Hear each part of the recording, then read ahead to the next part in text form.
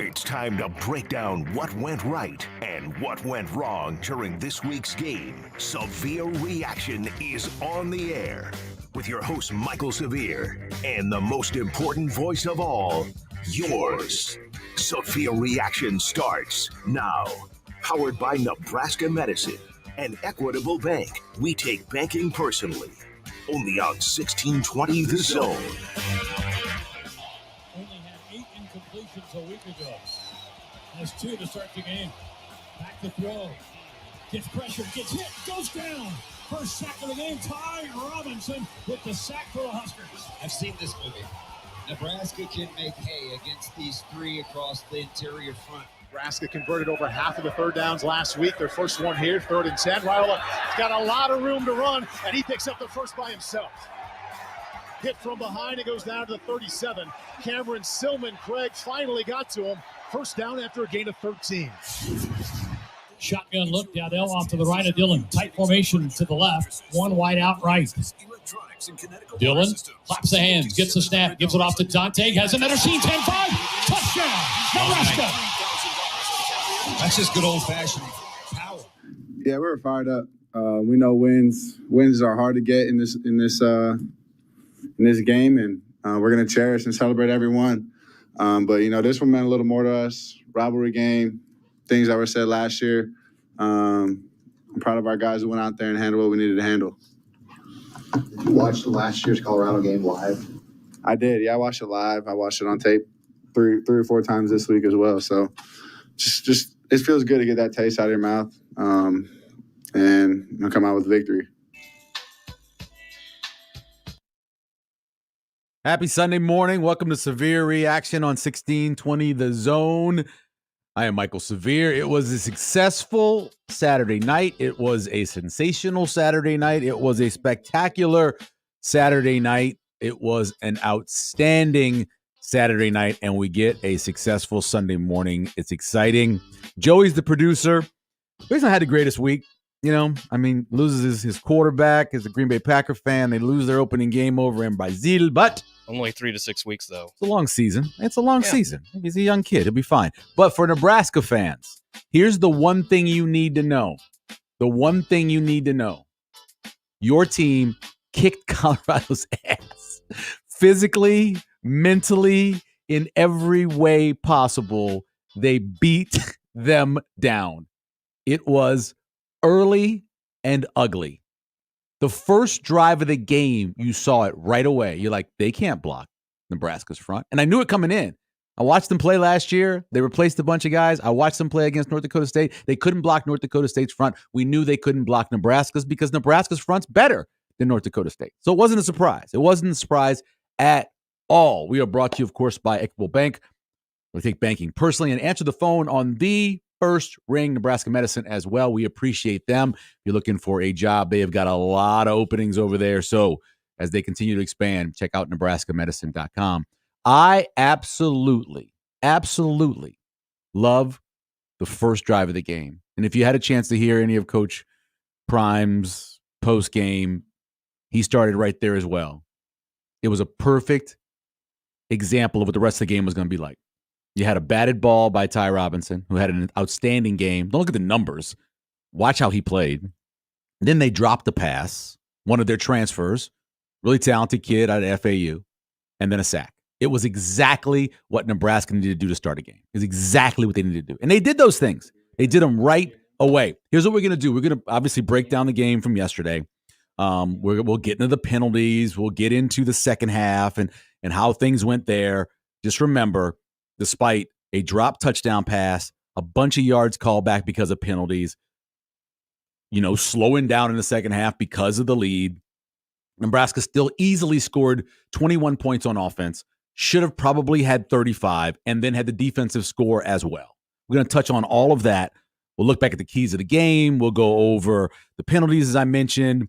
We'll check out the good and bad, everything that happened in the game. And, of course, we'll take your phone calls, 402-951-1620.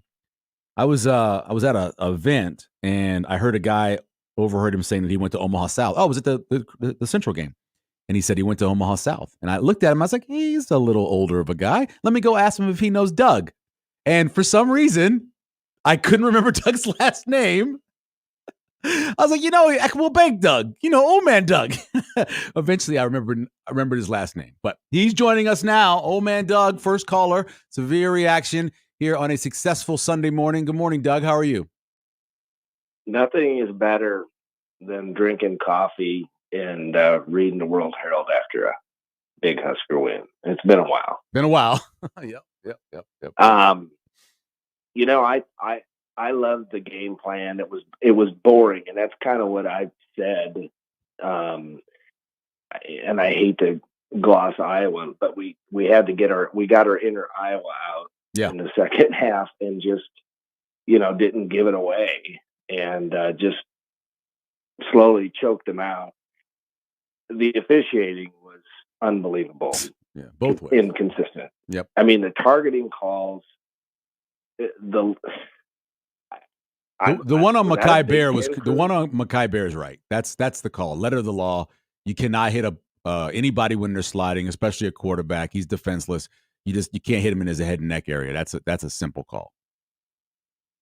Yeah, but the one they reversed.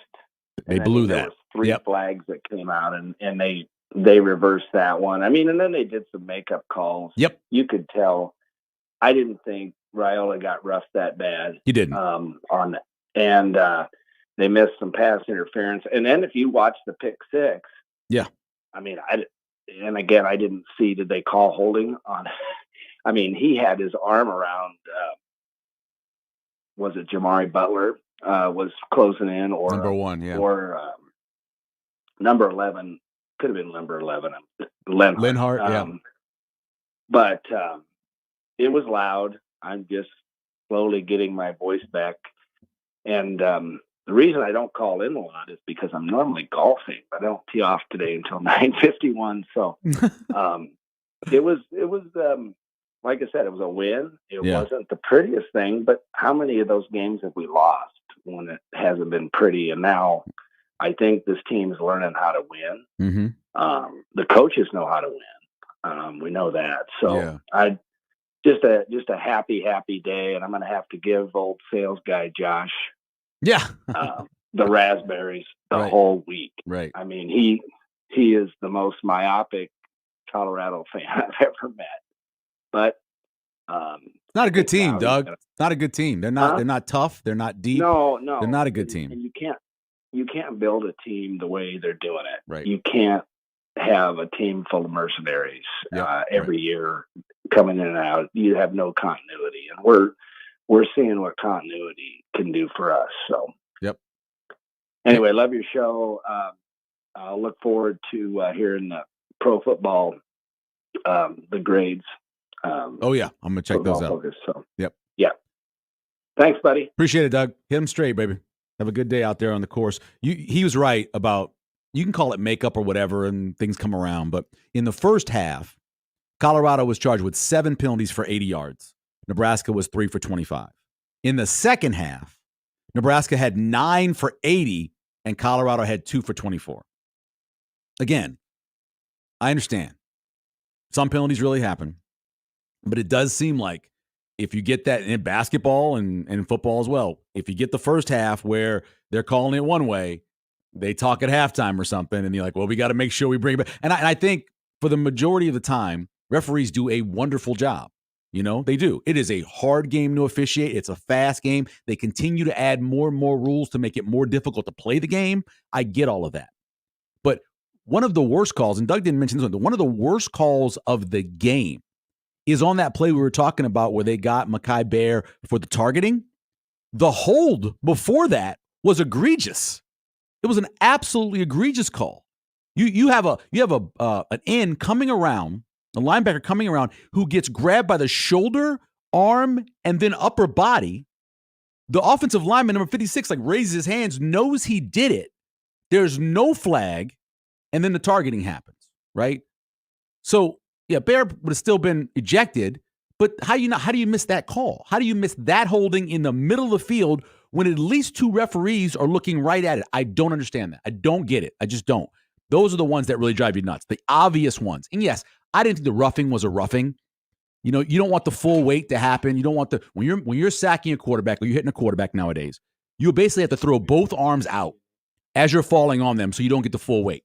He kind of grabbed the shoulder a little bit and drove Raiola a little bit into the ground, but it wasn't something I would have called roughing. But we had so many of those calls where you thought, that's obvious, they missed it. That's questionable. There was a call on Ramir Johnson, and we'll go over some of these later. There was a call on Ramir Johnson where he blocked the guy to the ground, face to face, to the ground, and they called holding on him. And it was a long play. I think it was the one to Barney. They called holding on him, and he just blocked the guy to the ground.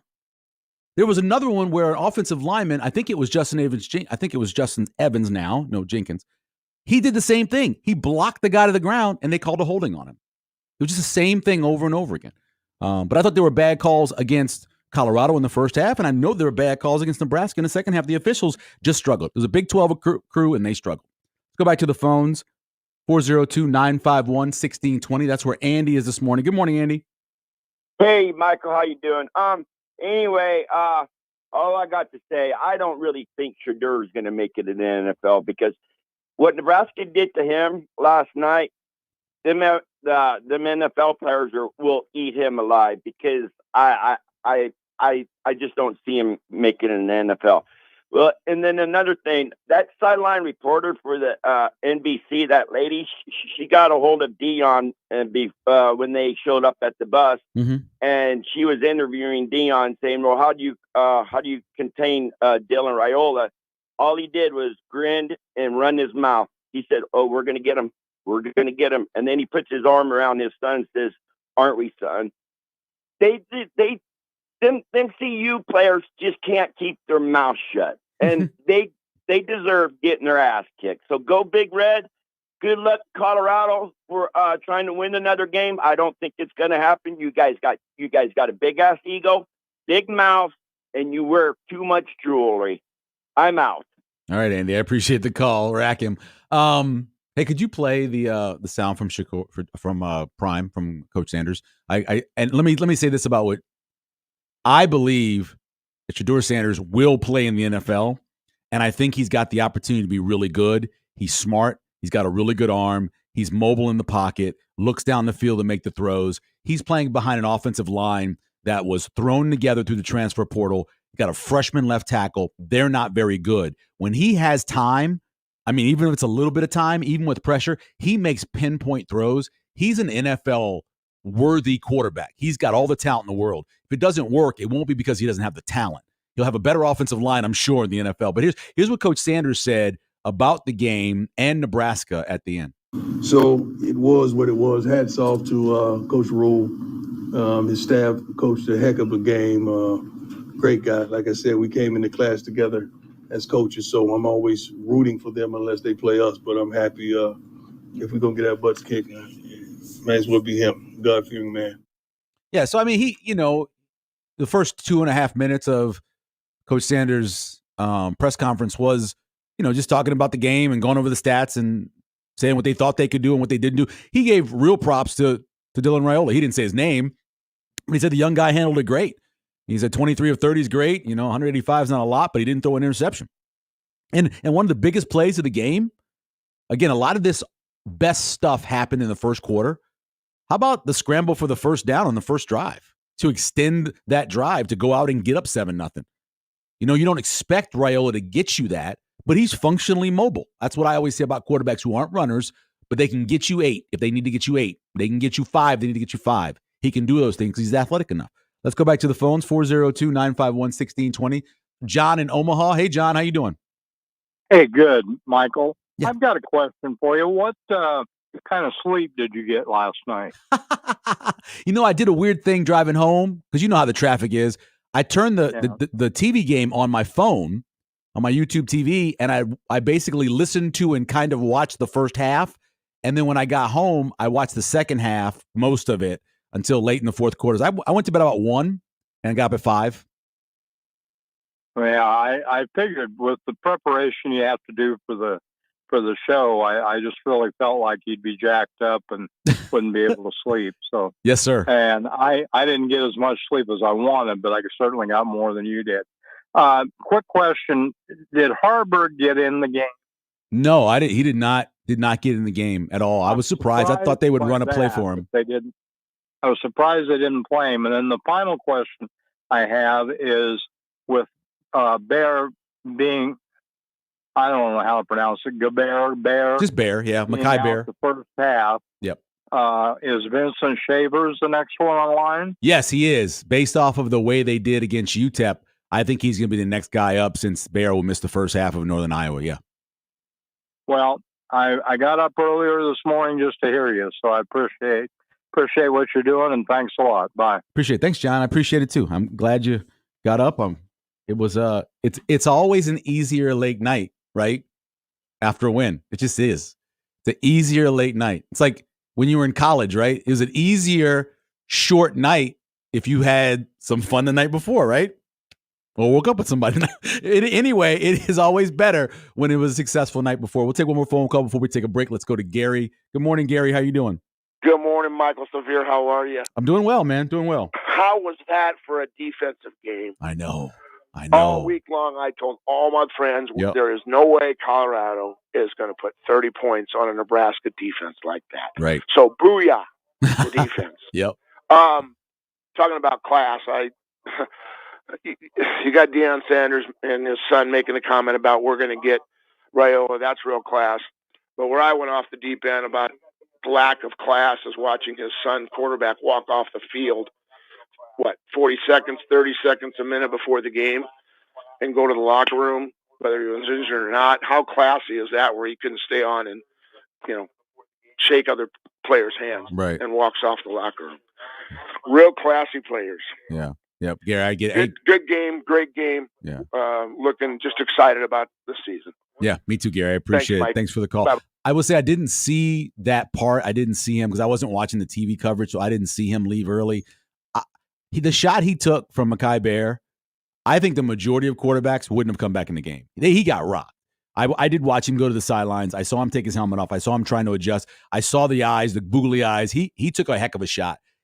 I wouldn't be surprised if he's not concussed from that shot. I will tell you that I thought that Travis Hunter, the way he acted most of the game, forget the idea of respecting your opponent. How about respecting your teammates? The way at times he made Shedeur look bad by acting like, why didn't you get me the ball? Putting his hands on his head and disgust. Look, man, you're not going to always get the ball. He's not getting any protection. On one of the plays that he complained about, and he complained for a while, I was watching him, it was a holding call. Even if they would have gotten the ball to him, the play would have been dead, right? It would have been a penalty. It wouldn't have mattered. The way he acted, and again, he's one of the best players I've ever seen in terms of what he can do as a wide receiver. He's tough. He's fast.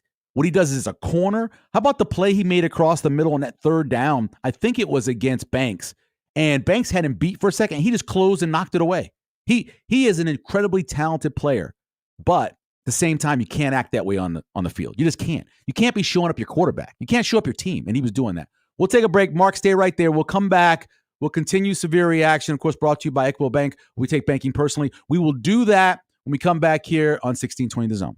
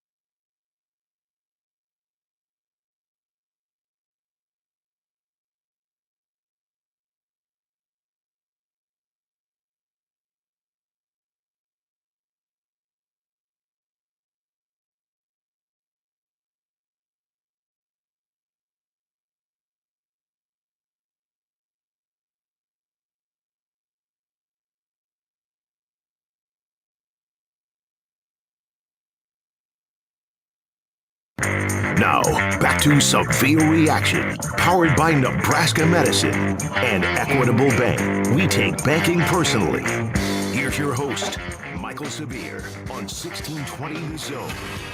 LaJohntay Wester back to receive the punts. Well, that is a boomer. And he'll just let that bounce inside the 10. And it takes a Cornhusker gentle roll down to the 2. Well done, Brian Buschini. Nebraska leads by 7. Bullock is going to take away this slant. Goes to the silent count, gets a snap, steps throws, passes, intercepted, touchdown Nebraska. Pick 6, Tommy Hill. Pick 6, Big Red. I can see it happening. Bullock takes away the slant. Sanders has to hold it. Pick 6. Give me all of it. We won the turnover battle for the second week in a row. I don't know that we turned the ball over. We had a block punt, which obviously isn't good enough. But, so we have to keep getting better, right? But this was a big moment, so it was really big for us to show up and not back down from their stars because we're a little different. Our team is our star, right? And I know Dylan's getting a lot of publicity, and we have a lot of guys who could be stars. Our defense is a star. So everyone kept talking about this guy, that guy, that guy. And I kept saying, hey, they're forgetting our defense. They're forgetting the black shirts. Welcome back to Severe Reaction here on 1620 The Zone. Michael Severe along with Joey the producer. Let me tell you something. I listen to a lot of national shows and listen to some local people. I listen to a lot of podcasts and radio. And one of the big doubting things this whole week leading up was, at the end of the season last year, Nebraska's defense was good, but they really didn't play a lot of good quarterbacks. Nebraska's defense was good in week 1, but it was UTEP. Are they really good? Are the black shirts really good? They've had a whole bunch of games where they've hold teams under 400 yards, which is really good now in college football with the way the offenses are. And they're holding a lot of teams under 20 points. That's really good in the way college football is right now. A lot of people were wondering, are they for real? Are they for real? Are the linebackers for real? They lost a guy who was going to be a starting linebacker in Javon Wright, right? In Buda Wright. They lost him, Javin. They don't necessarily have big name guys like a Colorado did. But as a team, you saw all of those sacks that happened, 6 total sacks. It wasn't one dude. It was everybody. It was Ty Robinson. It was Nash Hutmaker. It was MJ Sherman next. It was Butler getting pressure. It was Princewell getting pressure. At the end, they bring in a guy who hadn't played all game in Willis McGahee IV. He gets not only a sack, but he also gets a strip sack, fumble, game over. It's everybody. That's what that defense is. That's the ultimate team defense. Everybody makes plays. Mekhi Bayer had that awesome play behind the line of scrimmage when they tried to go on short yardage. Then John Bullock had a great play behind the line of scrimmage. Same thing, right? On 4th and 1. They had no chance on 3rd and 1 and 4th and 1 of getting a yard. It was like, remember the Titans. I want to see them get another yard. They had no chance to get a yard because of what that defensive front is and, of course, what their offensive line is. 402-951-1620. I think the Black Shirts have proven that they are a really good defense. Are they top 10? At the end of the season, they might be. They're going to play better teams. They're going to play better quarterbacks. Well, maybe not better quarterbacks. They're going to play good quarterbacks. We'll see at the end of the season. But I think they've shown that forget who they were playing last year or forget what UTEP is, they're good no matter who they play. Let's go to the phones. That's where Mark is this morning. Good morning, Mark. Good morning there. You took away my little half of what I was going to talk about. Sorry. I think we'll really find out is when they got to hit the road with Purdue and that quarterback. Yeah. We'll see how they play on the road here. Yep. As far as the only vulnerability I still is that right side on the offensive line. That's about the only thing I see. The left side of that line is just outstanding. Evans and Corcoran are holding their own. Do you have a problem against Mazuka or Benhart? Which one do you think have the most problem? Because Mazuka had a good game. I think that whole right side still isn't up to up to snuff still. Okay. Because Justin Evans had two of the penalties of the offensive line penalties. Yeah, I know, but that whole thing turned into a penalty fest that whole second half anyway. It did. As far as I like the way they use these tight ends. Actually, these are the fullbacks. Yep. So I mean, they were blowing the guys out of those holes there for those runs in the first half. As far as what you said about the defense, I don't see how you can go wrong on this defense. That backfield gets better and better. They're going to be really tough to move on. As far as the linebackers go, this Micaiah Bear is just he's a beast. I mean, it's amazing. Just think of what 2 years ago he was unheard of. Yep. And this guy really he roams well, he hits the line well, and that D line is just outstanding. They're a big group. They're just a very big group to handle. Yeah. So we'll see. I mean, the young kid, he's not turning the ball over, and that's key. I really believe Rule sat on the second half on that lead more than anything, and he just turns the defense loose on him. Yep. So we'll see, like I said, till the Purdue game. And did Fedoni get back in? Because he did. I know on that catch, he got his neck jammed. He did come back. He hurt his shoulder, he had a little stinger, but then he came back in, yeah. That Colorado in the open field, boy, they hit hard. They do. They give up their bodies. They hurt their own players, though. They lost 2 guys with broken forearms. They got some big guys on that defense, and they sideswipe you. That's how they hit you. They hit you high, and they sideswipe you. I was noticing that. Yep. So it's a good game. I mean, a win is a win. I mean, these are games they would have lost in the past. Mm-hmm. So, I hope they keep growing from here, and you have a good day and keep your show going. You do too, Mark. I appreciate it. He's right about Purdue. You go on the road. Hudson Card's a good quarterback. We mentioned this before the season started, but they return their head coach, both coordinators. That's a team in Purdue that really struggled last year. But you see the development of the opportunity to be good. The Illinois game, that's at home. That's a Friday night. Good win against Kansas. Kansas ran up and down the field on them last year, and Illinois did a great job this year of controlling them and ended up winning the game. And then Indiana, Kurt Cinetti is just throwing points on people. 77. That dude does not hold back. He will run up a score in a heartbeat on you. So, yeah, those 3 games, as much as a lot of people are saying, including Kurt Herbstreit all morning, Nebraska's going 7-0 to start. They're going to beat Colorado, and they're going to go 7-0. He said it all morning. As much as he's saying that, whether it be going to Purdue, Indiana, playing that Friday night against Illinois, the Rutgers game, all of those are games that Nebraska could lose. But the way they're playing on defense, I don't think they will. Wyatt, random Mike, stay right there. Cheryl's on the line. Well, let's go to Cheryl first. Hello, Cheryl. How are you? Oh, I'm good. And yourself? That's not I'm doing well. I'm doing really well. Good. Is this Michael? This is Michael. Yes, ma'am. I have just a couple of comments. The first one is it was a good game. I didn't think the Huskers would win, but I was cheering for them through the whole game. And my next comment was the referees, what they were doing and wasn't doing. Yeah. Because I saw Dylan almost get a headshot, and they didn't even throw a flag or anything. And my third comment is Dylan. They need to teach Dylan to slide because he looks like he could have got hit in the head when he was running. Yeah. And then in that second half, did the Huskers just feel like they had it in the bag? I feel like they should have kept playing a little harder throughout the game. But that's all I got. I appreciate that. I thought that was somebody else, but thank you for the phone call. Dylan can slide. Dylan was a great baseball player as a young kid, so I'm sure he can slide. I know the shot you're talking about because it kind of knocked his helmet halfway off his head, and I thought there was going to be a call there as well, but they didn't. Again, it was inconsistency throughout the entire game from the men in the stripes. Let's go back to the phones. My friend Wyatt. What is up, Wyatt? Hey, all right. Well, I'm with the girls right now, so it might be as loud here as it was at the stadium last night. Yeah. So I was at the stadium, and I was actually, I was luckily given the season tickets from my friend Paul Trinisi, who you know. Yeah. And it was a super fun night. Oh, I'm sorry about that. That's okay. Let me move here. All right.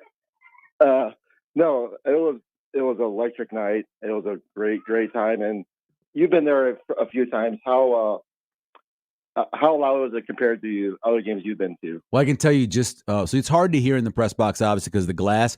But I also have the radio call on. I'm recording it, and most times you could barely hear Greg. It was so loud. They have their windows open. It was so loud you could barely hear Greg. And you heard the TV call. There was a couple times on the TV call you really couldn't hear Paul. I mean, that's as loud as I remember. It closed Miami 2014.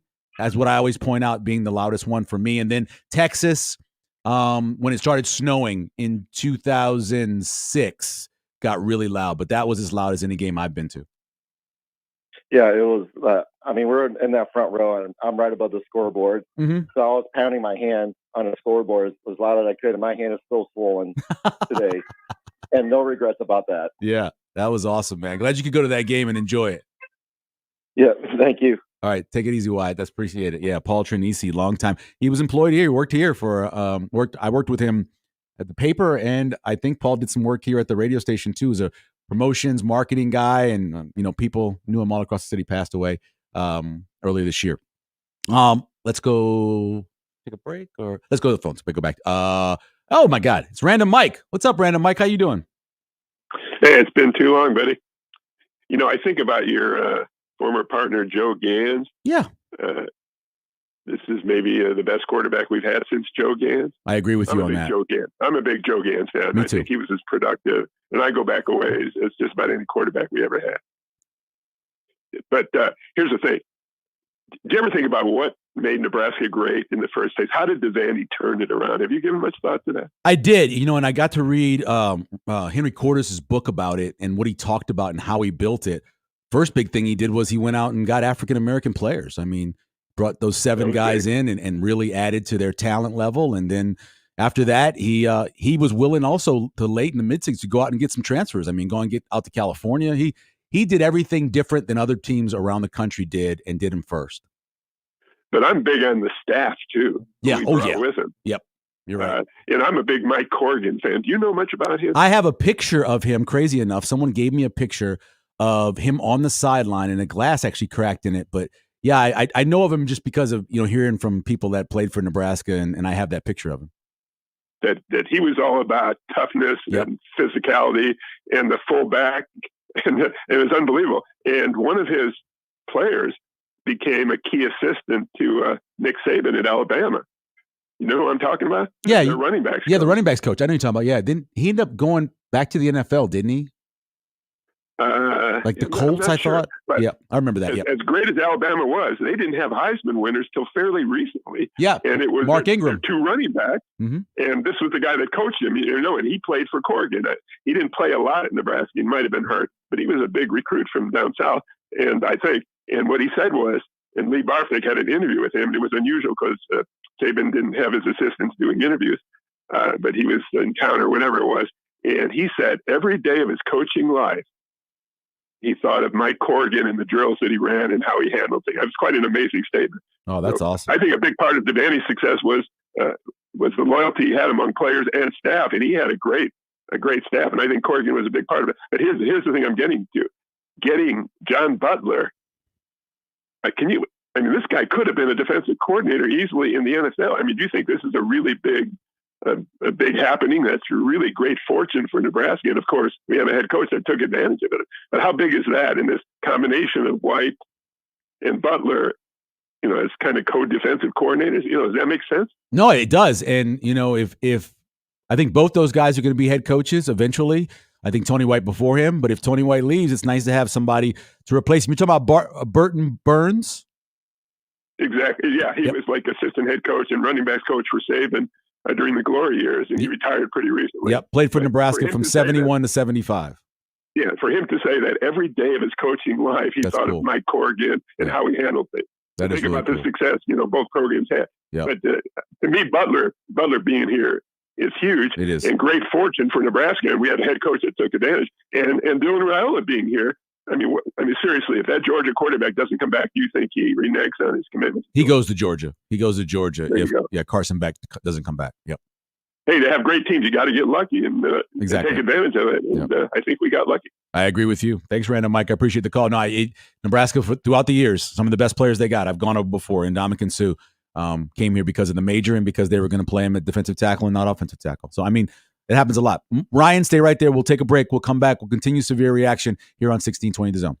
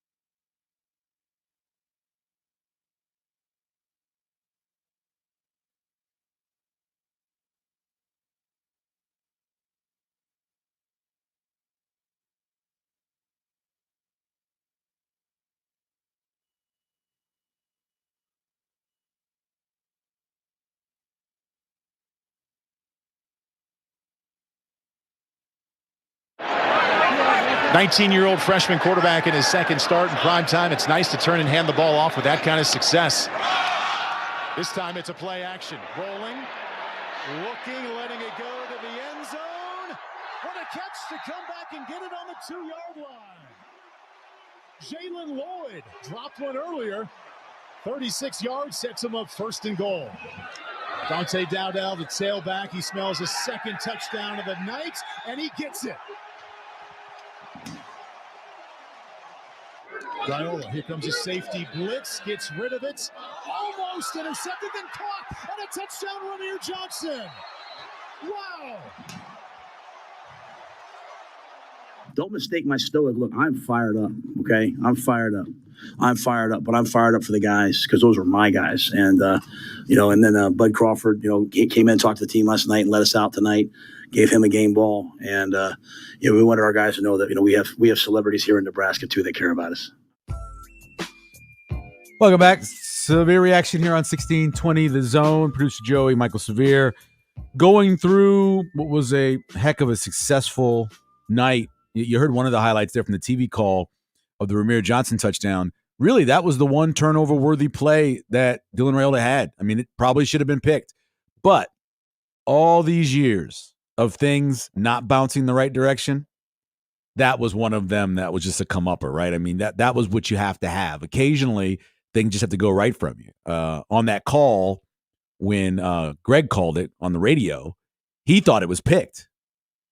And I know exactly what he did. He saw the guy come across, hit his hands, looked down to his board so he could say the name of the person that intercepted it. And by the time he had looked back up, Ramir was running in the end zone.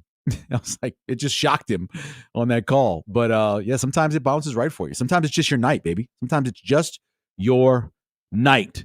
And we mentioned a little bit of the defense going before, and you had 16 yards on 22 carries. Now, most of that, of course, is the sack numbers coming off of it, but just their running backs, Nebraska dominated that point of attack on both sides of the ball, and that was one of my big keys. We'll go over keys later in the show, but let's go back to the phones, 402-951-1620. That's where Ryan is this morning. Good morning, Ryan.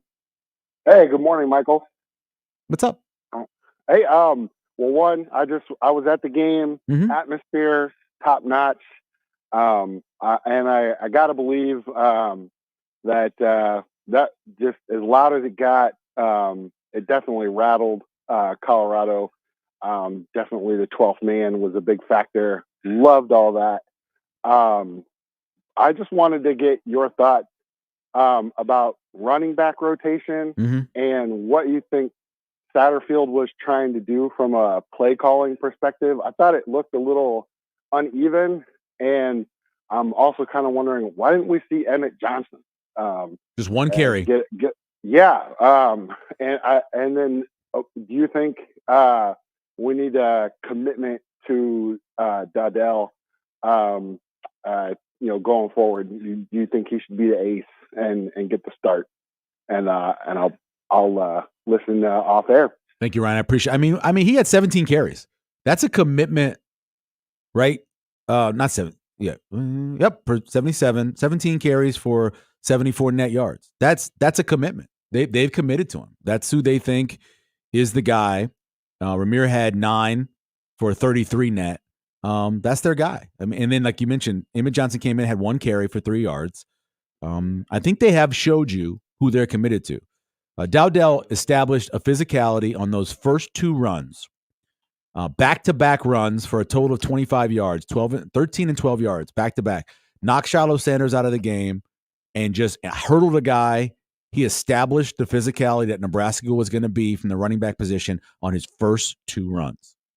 And you can't get anything better than that. When you tell through your physicality another team that you cannot handle us, that happened initially with the defensive line and Ty Robinson. And how about you talking about the crowd noise just now? And I wanted the first thing I wanted to see was the first third down with that crowd noise with that freshman left tackle, and they lined up one of the fastest defensive players on Nebraska's team, lined him up over him, and ran right by him, which forced Sanders to come up, which ran right into Ty Robinson for the sack. That's what happens when you have a crowd going crazy. You obviously can't make signals. You can try to do clapping. You can try to touch the center with the guard, whatever you want to do. There's nothing those tackles can do to get off the ball as fast as you are, because the defensive lineman or the linebacker is looking in at the ball. So as soon as the ball moves an inch, he's off the races. It really requires the offensive line either to hold hands or do something. It requires them to almost be instinctually, they almost have to like guess the snap count to get off as fast as the defense does. And you can't do it. And they tried doing it.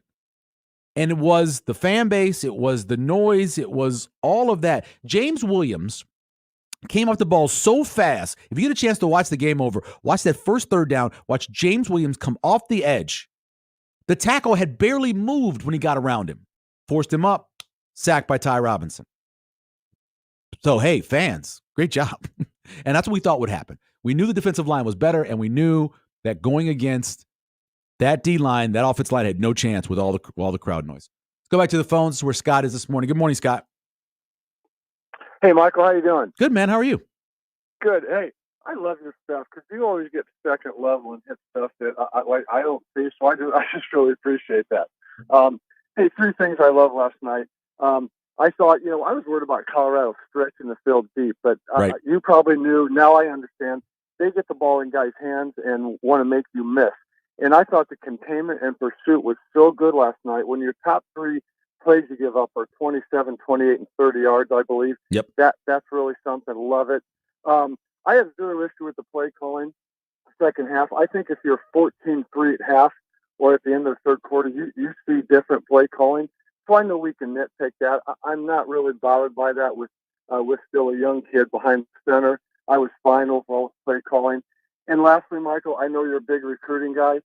I know you don't have to get a win when the recruits are in town. You'll certainly take it. But, man, yesterday, A to Z had to be a huge win for recruiting purposes, especially with the national coverage. Yep. Thank you, man. I appreciate the call, Scott. No, there's only so many times that you can tell a recruit, host a recruit, and say, we're bad, so we need you. You know it's not bad to be able to say, look what we just did in this atmosphere. Come play with us and be a part of this. Not come and fix us. Not come and be the guy we're missing. Come and be a part of this. You see how many players we play on defense? Come be a part of that. You're not just going to sit as a freshman. You're not just going to sit as a sophomore behind these seniors and juniors. We're going to play you. We're going to bring Willis McGahee the 4th in late in the game so he can make a play. We're going to play everybody. And they did. They played so many defenders yesterday. And I know they had a lead, but still, even early on, they were doing that. Early on, they were playing everybody. I always put together a list of good and bad things, right? Because there's always going to be a little bit of bad, and last night it was a lot of good. Out of all the numbers last night, and there's a lot of them, I love what they did in terms of finishing drive rate when they had the opportunity to go over the 40-yard line. Yeah, they missed a field goal, and but I love that. But very rarely will you look at a stat sheet and see these numbers: 6 sacks, 10 quarterback hurries, and 10 TFLs. You want to talk havoc? And they forced a fumble, and they had an interception, and I think they had 6 PBUs. That is ultimate. I don't know what the havoc number is. I can't wait to see later in the week what the havoc number was, but it was off the charts. Off the charts. They did everything you need to do. PBUs, forced a fumble, got to the quarterback. Everything you need to do for havoc, they did that. And that is what helps you beat a team with the skill that Colorado has. What were we worried most about going in? We're worried about what Travis Hunter and Jimmy Horn together, along with Wester, could do, right? In the end, Travis Hunter got his. 10 catches, 110 yards. His long was 28. But Jimmy Horn, 3 for 26. Wester, who had a couple of drops, 4 for 20. That's getting it done at the line of scrimmage, forcing a quarterback to get rid of it early, shaking him a little bit. At the same time, great coverage. Tommy Hill was talking about one of the great scenes. We got to take a break, but one of the great scenes early on in the game, before the game starts, tunnel walk happens. You bring the 94 team out. They're led by the old coaches, Coach Osborne, Coach Solich, Coach Darlington, Coach McBride. They all come out. It's awesome. But then the tunnel walk happens. Nebraska comes out. Bud Crawford's leading them, running out with the belt. And they run over to the part of the tunnel where Colorado's going to come out. And you got the officials all going, get back, because they don't want a confrontation. They don't want a confrontation there when Colorado starts coming out. And Colorado delayed a little bit and then came out. And a number of Nebraska players, including Tommy Hill, stood right there where they came out and were jawing at them. And Tommy Hill had a quote where he talked about talking with Travis Hunter and telling him, you're playing against a dog today. I'm going to be there. And then he said by the third and fourth quarter, no longer was Travis Hunter talking back. You saw the guys who like to talk mess stand there where the tunnel walk for them was. And they all stood there and pointed. They knew, you know as much as we all knew when Bud Crawford was going against Errol Spence. You just knew. You talked to their people and you could tell. I think the same thing was true with Nebraska. You heard Coach Rule say it. They weren't surprised that they won 28-10. They weren't surprised. Heck, my numbers had 34-16 as the most probable number score for the game. We knew the advantages Nebraska had. It was just the worry of everything that's happened over the last 7 years, last 6 years, last 5 years, that when the situation like this came out, things would go wrong. And that's what people worry about. But they proved it. They proved it to everybody who wasn't quite sure that Nebraska's defense was good enough, that the freshman quarterback was good enough, that the linebackers were good enough, that the transfer wide receivers were good enough. Was the offensive line good enough? They proved a lot. They definitely did. We'll take a break. We'll come back, of course. Severe Reaction is brought to you by Equitable Bank, where we take banking personally, and brought to you by Nebraska Medicine. Join our team at nebraskamed.com/careers. We'll be right back here on 1620 The Zone.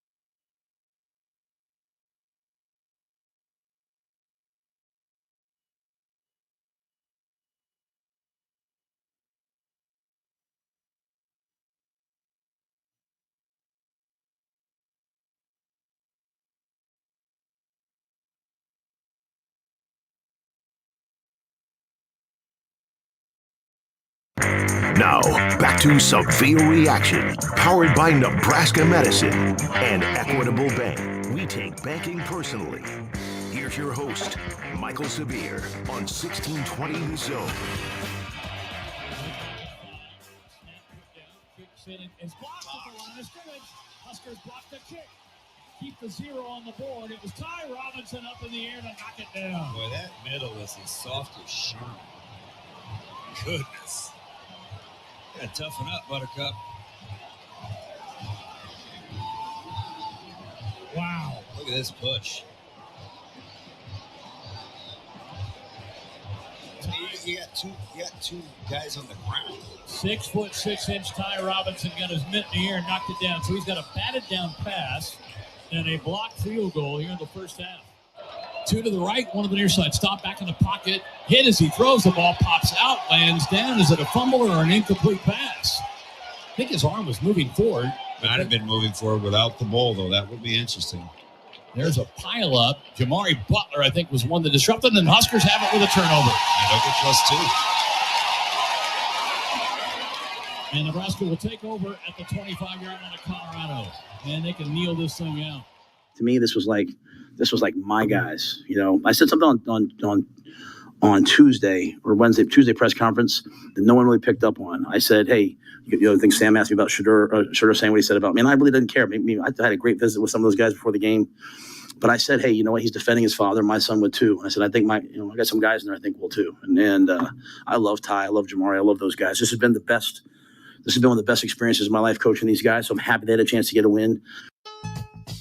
Welcome back to Severe Reaction, wrapping up hour number 1 on 1620 The Zone, 402-951-1620.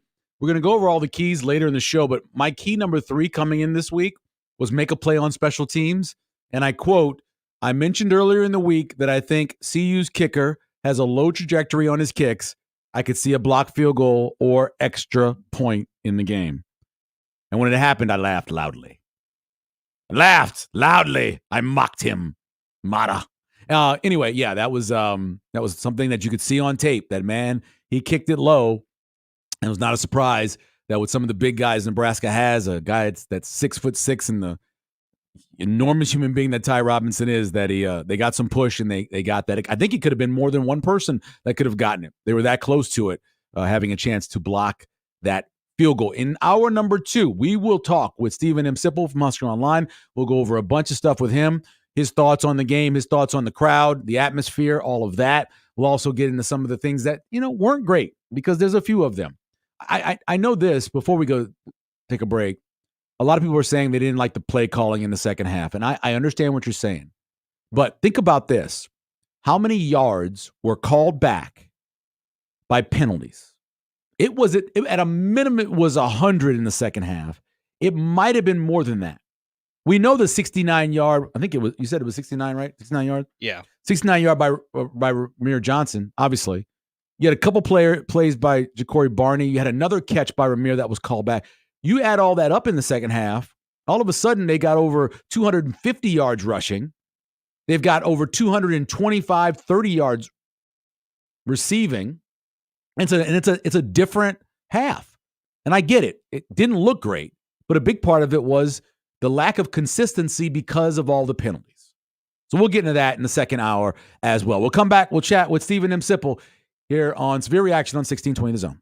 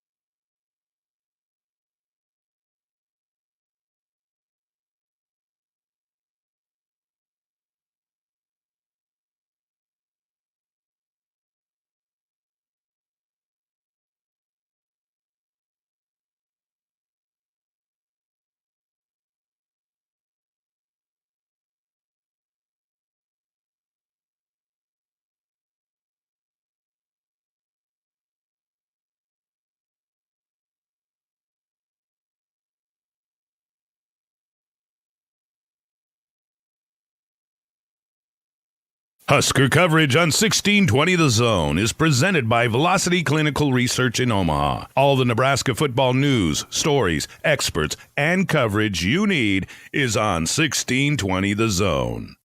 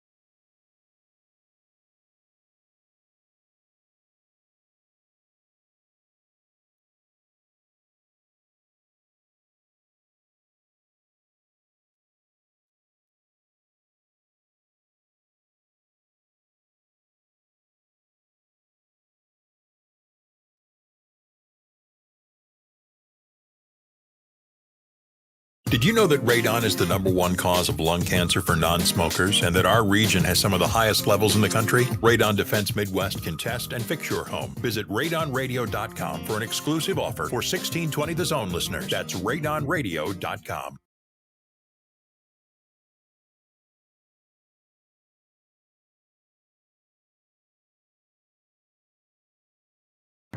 Now, back to Severe Reaction, powered by Nebraska Medicine and Equitable Bank. We take banking personally.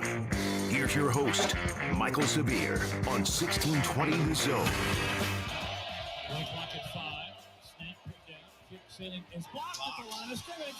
Huskers block the kick. Keep the 0 on the board. It was Ty Robinson up in the air to knock it down. Boy, that middle is as soft as Sherman. Goodness. Gotta toughen up, Buttercup. Wow. Look at this push. You got two guys on the ground. 6'6" Ty Robinson got his mitt in the air and knocked it down. So he's got a batted down pass and a blocked field goal here in the first half. Welcome back to hour number 2 of Severe Reaction on 1620 The Zone. Many people are working on very little sleep this morning, and one of them is my friend, Stephen M. Sipple from HuskerOnline.com. Congratulations, Sip. You are covering a top 25 team. Congratulations. Are they in? Oh, they will be. I mean, tomorrow. Tomorrow when they do the vote, they will be. I was looking at the stuff this morning. I think they'll be about 22, 23, I think. I really do, just by going over the numbers and who lost this week. Notre Dame lost. Georgia Tech lost. Iowa, Kansas State. Lost. Michigan lost. Yep. Iowa lost. Kansas lost. Yep. That's a lot. That's a lot of top 25 shakeup. Yep. And so I think they'll be in there. I do a top 16 for the football writers. And obviously, I didn't put Nebraska in the top 16, but just looking at the numbers, they're going to be in there. So congratulations on that. You've seen a lot of great atmosphere, Sip, while you've been there covering this team. What'd you think about last night? How did it compare? Well, it was excellent. The first half was memorable. It's frankly kind of hard to compare. I heard Ty Robinson say that he thought Michigan in 2021 was louder, and that game, of course, was close into the second half. So it was probably sustained a lot. There's more sustained energy. Sure. Second half got dull last night, but the first half was as good as I've seen it. I don't know if I'd say better than I've ever seen it. I mean, you can't beat it would be really hard to ever beat Colorado in 1994. 1992, those games. It'd be just hard. Frankly, I told people last week, just YouTube those games and tell me what you think. Right. Like that. I think people have forgotten, and some weren't around. So, but anyway, it was excellent seeing the crowd, and Michael, the crowd had an impact. Oh yeah, it have an impact now. Yeah, go back, Sip, when you were rewatching the game. And I was ready for this. The first third down, I said, I want to watch this freshman left tackle. And I didn't know who they were going to put over him, but I said, whoever they put over him, he's going to have a hard time. And James ran right around him. He didn't even move because he couldn't hear. It's almost impossible. And then he stepped up and Ty Robinson got the sack. But I mean, that right there told a story. I actually at one point, Sip, and you're not about compassion, I know, I felt bad for Shedeur Sanders. He was taking a beating, man. Oh, I'm okay with that. I'm just joking. Saying that, Nebraska did something interesting last night. I mean, one of my very biggest takeaways is they made Shedeur Sanders look ordinary. Yeah, and that's not easy to do. That's a sign of a good defense. I'm not just going to sign off on Nebraska being a top 5 defense. I don't know. They're showing signs of it, and that's a big one. When you can make, and I would say also that no pass plays over 30 yards for Colorado. Right. That's excellent. That's just excellent defense. Well, the thing about it is a great defense does a couple things, but one thing it does is when you have to bring other guys in, whether you're just doing it for depth or you're doing it for injury or you're doing it for targeting, that there's no drop off. And that's what this defense is. They are, as Coach said last night, they are a team. They are a great team of defenders. And it doesn't matter who's in there. They all make plays. 6 different guys get sacks. That doesn't happen in college football. That is another great sign. Yeah, I mean, you got guys now, Prince Will. Yep. Coming off the bench. I would say even like a late in the game Willis McGahee. Yep. First play. Making a big play as he gets in the game. Those are great signs. I'd say a guy like Bayer, who was a starter but wasn't going to be a starter, but comes in and there's no drop off after Javen Wright has a medical condition. Mm-hmm. That's great. That's great. I mean, it's really good coaching. It's good depth to get all those guys ready to play at a high level. Sierra Wright is another one. Mm-hmm. You feel good about Keona Davis coming in, even as a true freshman. Jeremiah Charles, guys like that. Kyle Whalen came in and had a instant hurry. Right. Mm-hmm. Wallen is a player that gets completely overlooked, but plays a very key moment. Mm-hmm. The defense. I think that Rule is dead on. It's a team. Yep. They play very good team defense. They got something going on that side of the ball. Nobody predicted Colorado to score as low as 10 that I know of. No, none of the experts anyway. Nope. I mean, we had Lee Sterling on our show here in Lincoln, and he thought Colorado would score 48. Yeah. So, Nebraska's defense, Joel Klatt picked Colorado to score 34. Yeah. I mean, Joel Klatt is one of the smartest analysts out there right now. I mean, come on, he is. And, he was 24 off. Yeah. I tip your cap to that defense. It was, and I think they really did benefit from the energy in the first half. Yeah, no doubt. Stephen M. Sipple joining us from Husker Online. Check out his work, of course, and read his column and check out all the stuff they have there on the forums as well. My number said 16 for them, and I wouldn't put 16 in. I said 24. I added 8 to it just because I'm like, I can't be 16. But I think I got a pretty good feel for what Nebraska is. And honestly, Sip, without the penalties, they probably score 42, right? At a minimum. Yeah. That's what Sean Callahan thought last night. Yeah. I know. Here's the thing.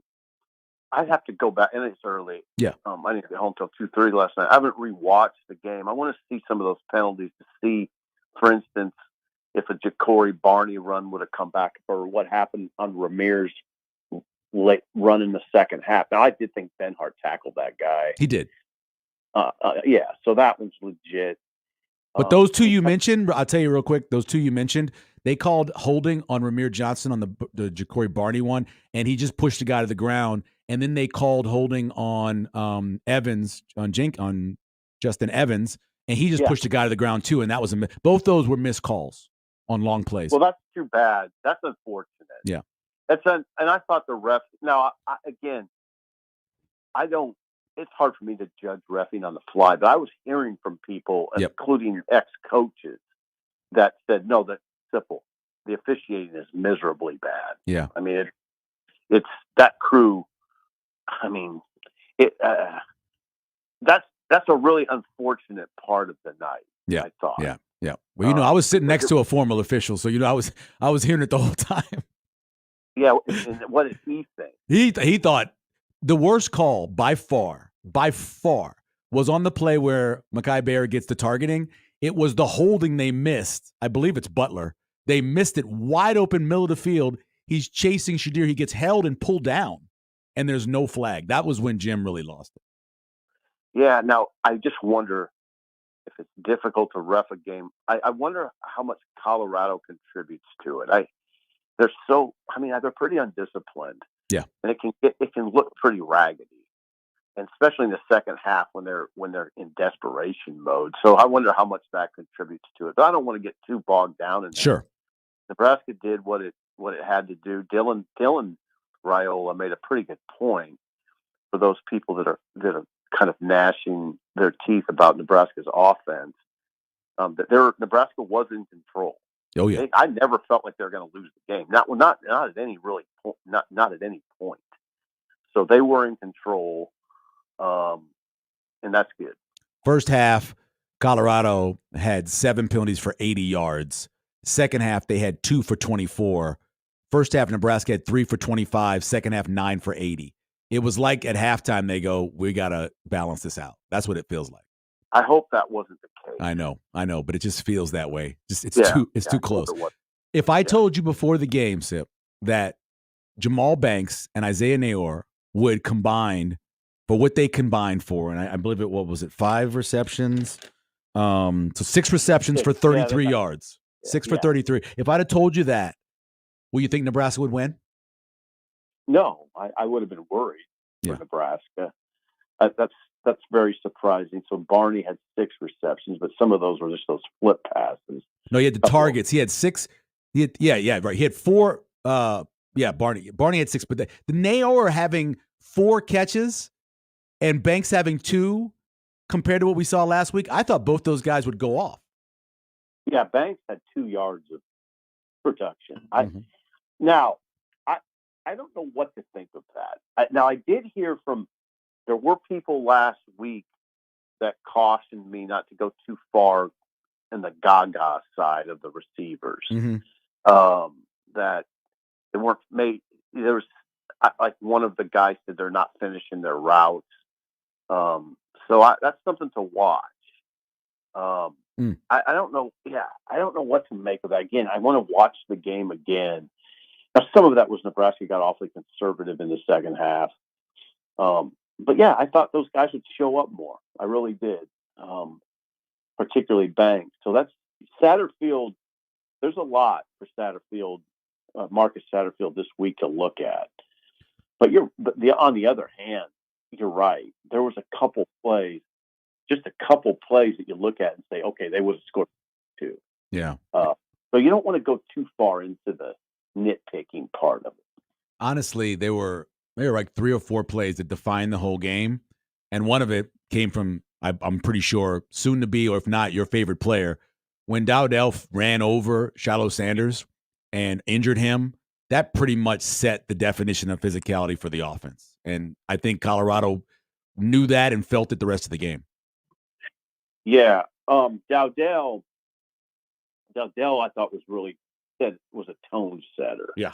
I mean, he finished with 17 carries and 74 yards. That's a pretty good night. They loaded up the box in the second half. Knew what Nebraska was going to do. So that, it got tough. Yeah.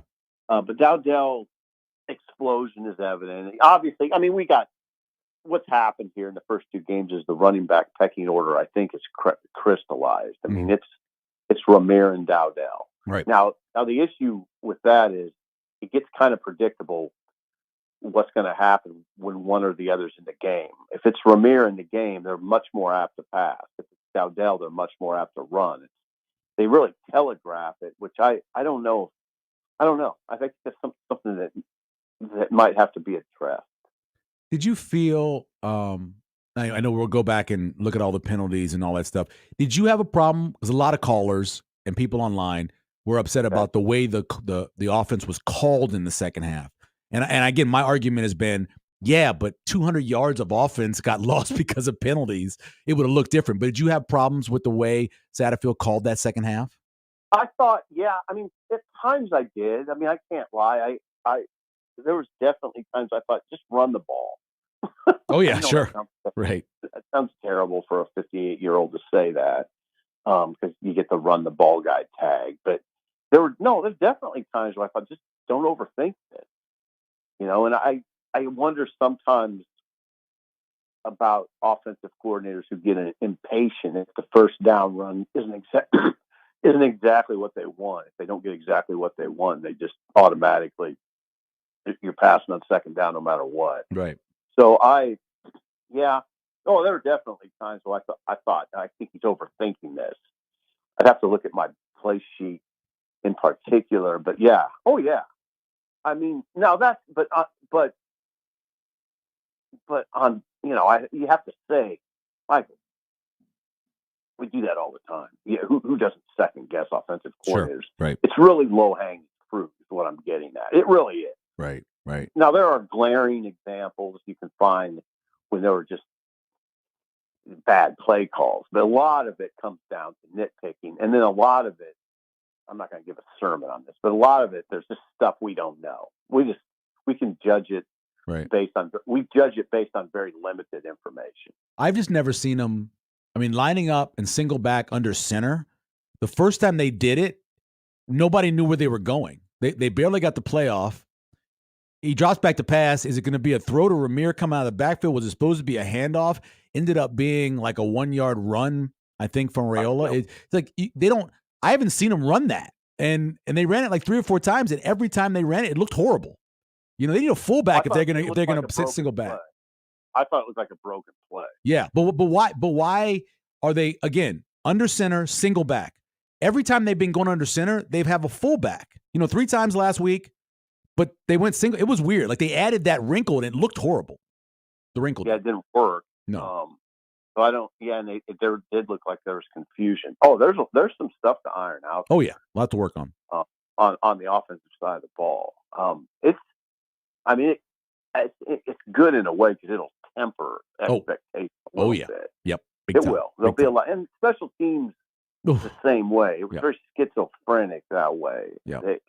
There was a lot of good, but I'm here to tell you that kicking situation is a mess. It is. And the long snapper wasn't good last night either. And I'd heard during the week there were issues in practice with the long snapper, and of course they carried over to the game. Yeah. And the kicking is, I don't know what that's. They have a lot to address there. I don't know what you do. It doesn't look like they have a kicker. Well, the two. Whenever we get a chance to watch the pregame, when you're watching the pregame, and the kickers go out there and they do their little routine, and it just looks like the other kid kicks better. He just right now it just looks like that. I want to see Tristan succeed. Talking about John Holt. Talking about John Holt. Yeah, he just looks. I see him he made one from like 45. I had a chance to be in the stadium a couple of weeks ago, and I watched him. And you're right, the long snapper was off almost every snap, but he just seems like he's kicking it more consistent right now than Tristan Albano is. And I mean, I don't want to see the kid get benched, but you got to go with the guy who can make you a 40-yard kick, and when you're going to need it later in the season. Or a 32-yarder. Or a 32-yarder, yeah. I mean, that's Lincoln Lutheran kicker makes that. I mean, it's yep. I know it sounds rough for us to get on the radio and say that stuff as grown men, and that's a hard job. Yeah, I know. Kicking is a hard job. Right. But at that level, as a power conference team, got to make 32-yarder should be pretty much a given. Yeah. And so that was dispiriting. And I know what I think it's come on, just like free throws. That's just a mental. There's something mental. The yips. Yeah, and you could say technical too, but it's not a physical. There's not a physical problem there. So yeah, it can get worked out. And that's what you hope is it gets worked out. And this is a good week to do it. Yeah, yeah. Shouldn't be under pressure this week. Right. Those guys, the kickers, the long snapper. This should be a big week for them to work out whatever they got going. Last thing, Sip, and I know this is something you can talk about all week long, but do you feel different at all about the season because Illinois gets their win over Kansas, Indiana's putting up 70 on people, Purdue's offense seems to be working pretty well. Do you feel any different about like kind of those 3 games than you did coming into the season? I'd have to look at the teams individually. Indiana scares me. I mean, it's a road game. Yep. They'll be potent on offense. But I don't know what Indiana has defensively. I know enough about Illinois. I know enough about its offense to say they'll have trouble scoring 21 in Memorial Stadium, I think. Yep.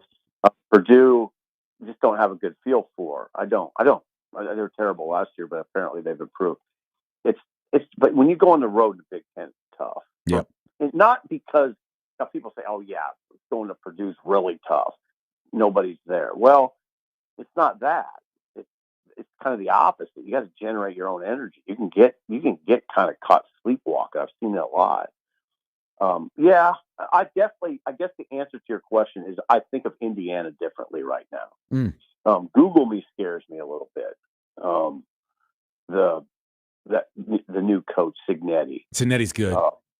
Yeah, he's good. Yeah, that game, I don't know that it changed my view that much because I said throughout the offseason, the Indiana game is going to be difficult. Oh, yeah. It's probably just a matter of, it's going to be, Indiana's kind of affirmed what I thought, but taking it to another level. Yeah. The word for the week in all the columns you'll see is going to be poise. They're going to be talking about Dylan's poise.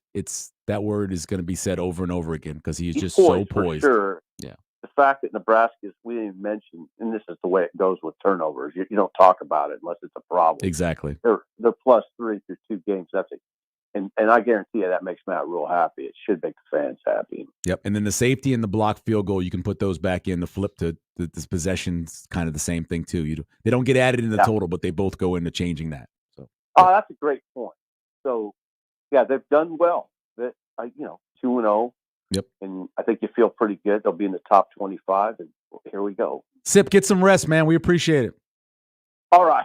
Take care, Mike. All right. Talk to you later. Steven M. Sipple. We'll take a break. We'll come back. We'll go over some of the struggles, kind of look back at the penalties and that kind of stuff as well when we come back here on Severe Reaction on 1620 The Zone.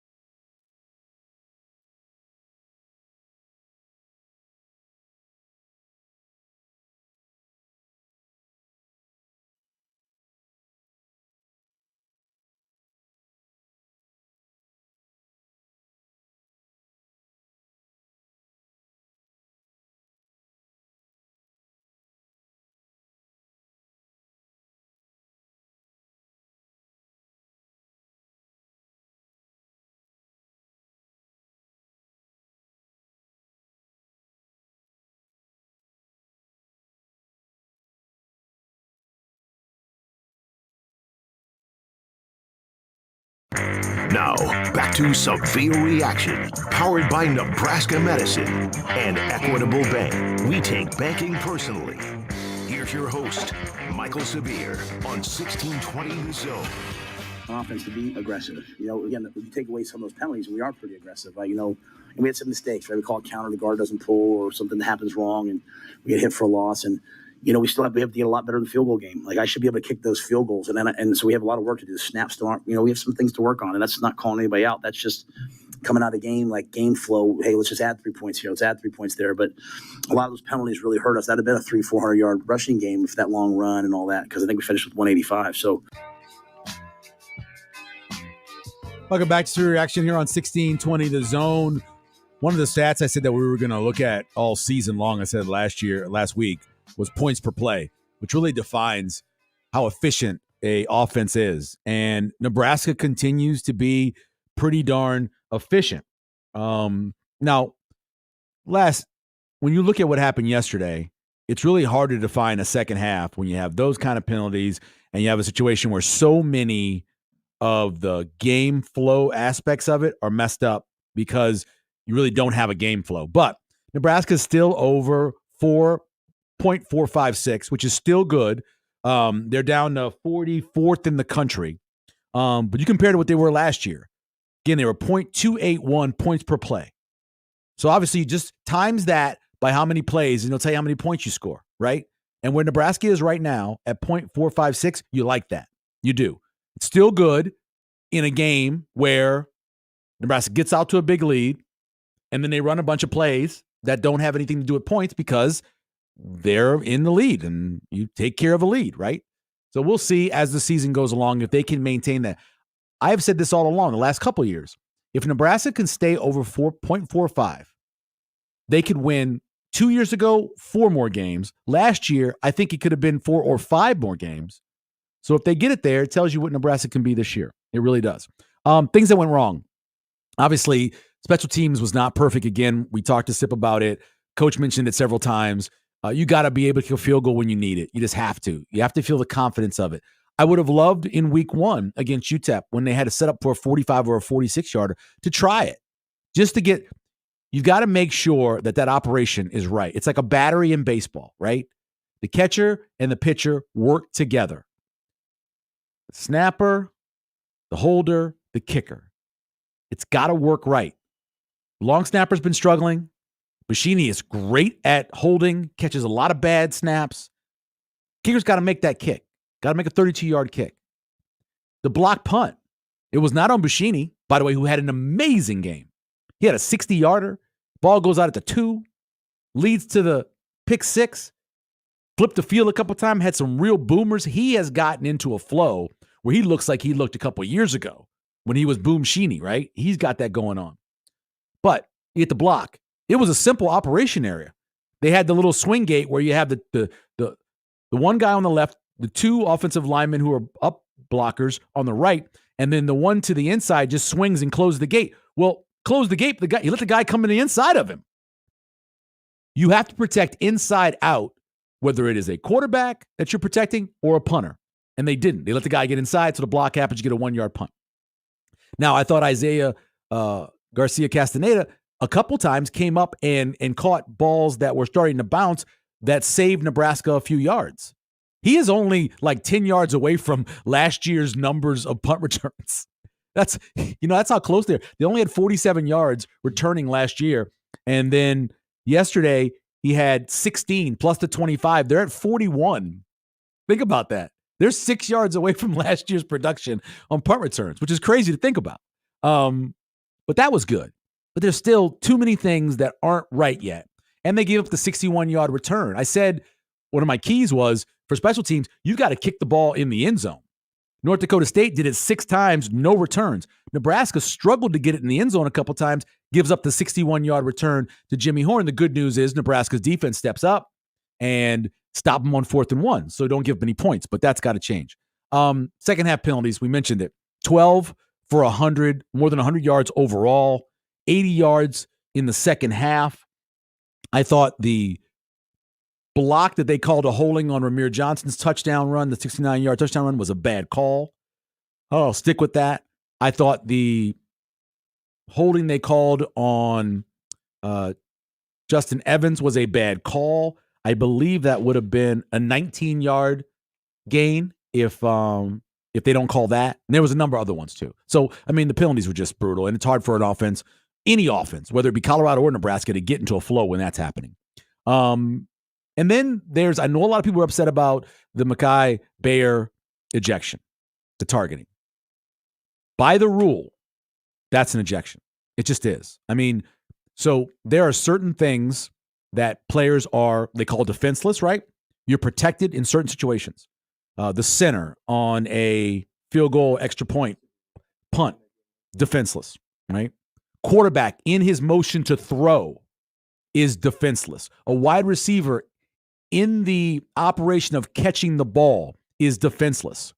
And when a quarterback is giving himself up as a slide, he's defenseless, which means you then can't hit him in the head and neck area. And you certainly can't do it with a forceful blow, whether it be an elbow, a shoulder, or a helmet. All three of those things together. It was an elbow to the face mask on a quarterback who was sliding. Essentially, when the quarterback starts his slide, the play is over. It's then a dead ball. Once you start the slide, it's over. The play is done. That's why they don't give them any extra yards from where the slide ends, right? Where the slide starts, that's the end of the play. So that's the end of the play. As soon as he starts to slide, Bayer hits him with the elbow in the face. It's targeting. It just is. Now, you can look back and say they missed one on the first drive with Bentley, number 20, right? You can say that. You can say they missed one when they hit Raiola in the helmet later in the game. You can talk about all of those, but that one was a good call. That was a good call. Among a bunch of calls that I thought were bad, that was a good call. 402-951-1620. Let's go back to the phones. That's where Gary is this morning. Good morning, Gary. Good morning. How you doing, bud? Good, man. Good. Yeah, man. You kind of stole my thunder with Sip earlier, but yeah, I've heard plenty of callers saying they didn't like how the offense was called in the second half. Yeah. You know, I agree with you. Let's take those penalties away and let's see how we're doing at that point. I think we easily score 42 at that point. So yep. That's the first point. Second point, I think it's safe to say we got some dudes on defense. We got some man-eaters up front. Some guys come with bad intentions. I love hearing that story about Tommy Hill before the game. Yeah. Travis Hunter's, top 10 pick next year easily. Oh, yeah. He gets 10 catches over 100 yards, and they only scored 10 points. So he absolutely got his, and we shut everybody else down. So the other thing was true freshman quarterback, and with the exception of the one pass, which was, should have been picked, turned into a touchdown for us. Finally, football gods smiled in our favor. We just played smart, throwing the ball away when he needed to, lived to play again another down, and a lot of the incompletions he had were PI. So you get 15 yards on an incompletion, so it's not too bad. So really pleased. I think it's great that in the second half we had some things to clean up. So these guys can come out of here too confident, knowing that, we could have done a lot more and we left a lot of points on the field. So anyway, I'll shut up and hear what you have to say. Gary, I appreciate the call. You're dead on. I think, remember correctly, I think 3, and it might have been 4 of the incompletions were really just throwaways, where he noticed he didn't have anything, and instead of trying to make a hero play, he made the smart play. And because of that, he's sitting there with a clean line.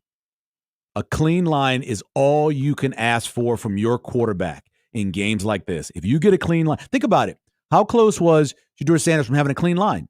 Pretty close. But the one big mistake he made gives Nebraska not only 7 points, but it electrified a crowd that was already electrified. All of a sudden, you're down 14-0 middle of the first quarter, and the place is going nuts because the quarterback didn't make a clean play. One of the things I love to follow is finishing drive rate, and that means if you get to the opponent's 40-yard line, how many points you score. And Nebraska got that point 5 times. I'm not including the last one because after the strip fumble, they were just kneeling on the ball, so you don't include that. That's just garbage time. But the 5 times, the first drive, the third drive, the fourth drive, the sixth drive, and the 9th drive, you take those 28 points, 5.6 points, 5.6 points every time they got to the 40-yard line of your opponent, of Colorado's 40-yard line. That is excellent. Anything over 4.5 is great. Over 5 is really, truly exceptional, and 5.6 is awesome. So that was good. That was good. Nebraska got that done, and that's what they do all season long. You cross the 50, you need points. You cross the 40, you want to get a touchdown, or at least as close as you can get to that. We'll take a break. We'll continue. We'll go over some of the keys, how those went out. Also look at a crazy weekend overall in college football. Feel good where you are as a Husker fan, because a lot of fan bases, including Iowa, are waking up pretty sad this morning. We'll have more of that on 1620 The Zone.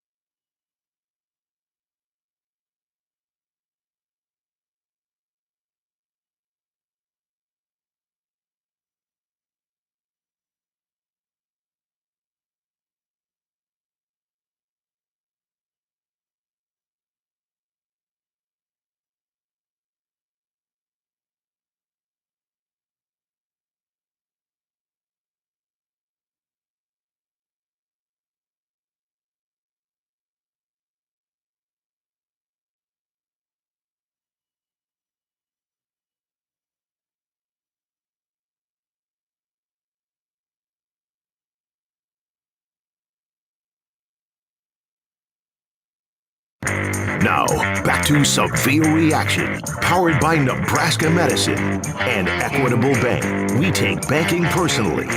Here's your host, Michael Severe, on 1620 The Zone. Now 3, 2, 1. They just get it off in time. Back to throw. Being chased, gets hit, goes down again. Nash Hutmaker with a sack. His first of 2024, second sack for the Huskers on the first 2 possessions. Does that sound familiar? Where's the pressure coming from? Right down your kitchen sink. Shedeur in the shotgun. Trips go right, one wide out to the near side. Gets the snap back, steps up, gets rushed, and gets tripped up.